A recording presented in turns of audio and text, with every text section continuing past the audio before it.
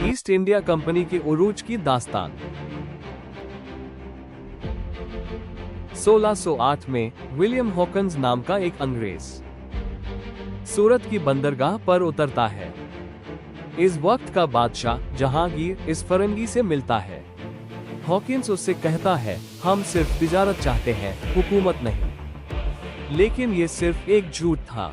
कुछ ही सालों बाद कंपनी को बंगाल में फैक्ट्री मिल जाती है और फिर मद्रास, बॉम्बे और कलकत्ता में भी फैक्ट्रियां लग जाती है।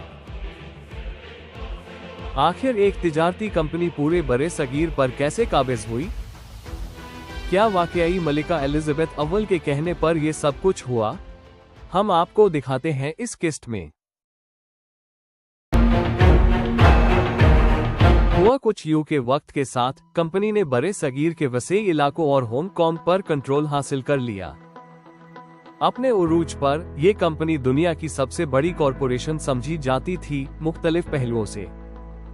इसके पास अपनी जाती मुसल्लह अफवाज भी थीं, जिन्हें प्रेसिडेंसी आर्मीज कहा जाता था।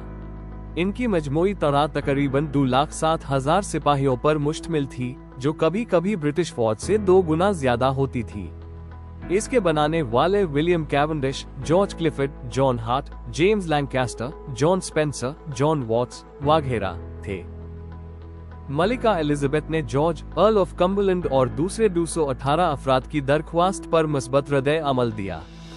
उन्होंने एक चार्टर जारी किया जिसके तहत एक कॉर्पोरेशन कायम की गई, जिसे governor and company of merchants of London trading into the east Indies का नाम दिया गया।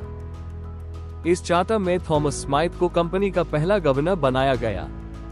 सर जेम्स लैंकास्टर ने 1601 में रेड ड्रैगन नाम के जहाज पर सवार होकर ईस्ट इंडिया कंपनी के पहले बहरी सफर की क़ियादत की। जब वो 1603 में इंग्लैंड वापस लौटे तो उन्हें मलिका एलिजाबेथ की वफात की खबर मिली। लेकिन इस कामयाब मुहिम के एतराफ में नए बादशाह जेम्स अव्वल ने लैंकास्टर को सर का खिताब दिया। जेम्स अव्वल का दौरे हुकूमत 1603 से 1625 तक था। वो स्कॉटलैंड के भी बादशाह थे और स्टुअर्ट खानदान के पहले हुक्मरान। मार्च 1604 में सर हेनरी मिडलटन ने कंपनी के दूसरे सफर की क़ियादत की। इस दौरान जनरल विलियम कीलिंग, जो इस सफर में एक कैप्टन थे, ने 1607 से 1610 तक कंपनी के तीसरे सफर की क़ियादत की। इस सफर में 3 जहाज शामिल थे, रेड ड्रैगन, एक्टो जिसका कैप्टन विलियम हॉकिंस था, और कंसेंट जिसकी क़ियादत डेविड मिडलटन के पास थी।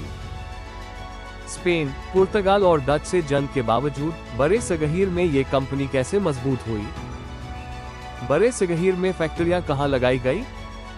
तिजारती मुआहिदा किस बादशाह के साथ हुआ? जानिए अगली किस्त में।